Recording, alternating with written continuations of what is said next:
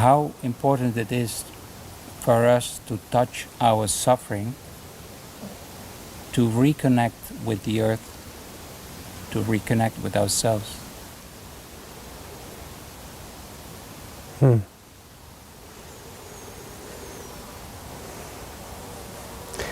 Well, I think suffering gives us a way to connect with what is really going on. The goodness of suffering, if you like, because we often feel it's something bad, something to be avoided, is that there is something very in the suffering that we can find our connection. And in fact, we have the way of the metaphor of no mud, no lotus, to say that we need the mud to make the lotus. We don't just need mud to make a lotus or earth to make a flower, but we need sunshine and rain, many, many things. And suffering, in this case, like the mud, and the beautiful lotus is like the insight and the happiness that can come from that. It's one of the ingredients we need to really understand and be able to be in deep connection with life, because it can be a way for us to. It is a way for us to find ourselves again. If suffering is part of life, and so if we try to avoid the suffering and we don't know how to handle it, then we end up with very limited places we can be.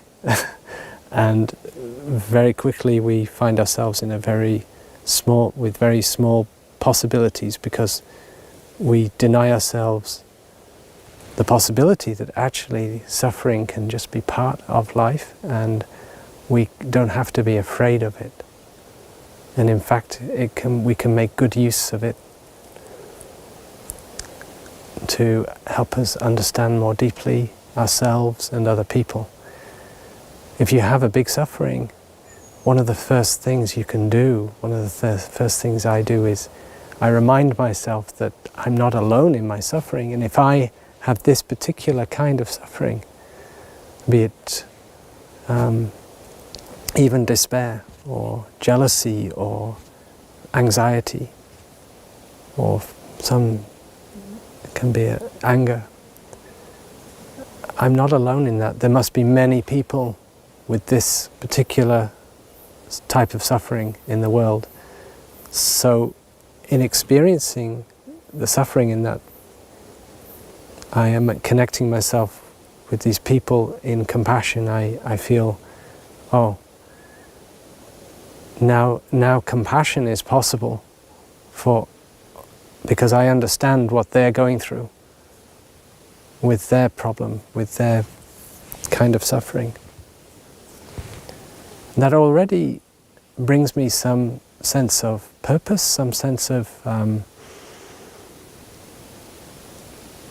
that my suffering is not so isolating, because often the feeling of suffering is it makes you isolated, but in fact you feel actually more in connection with things when you embrace and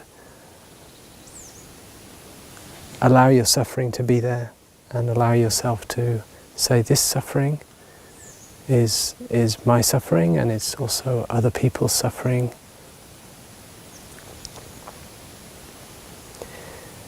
And it turns out that it is exactly by turning towards, accepting,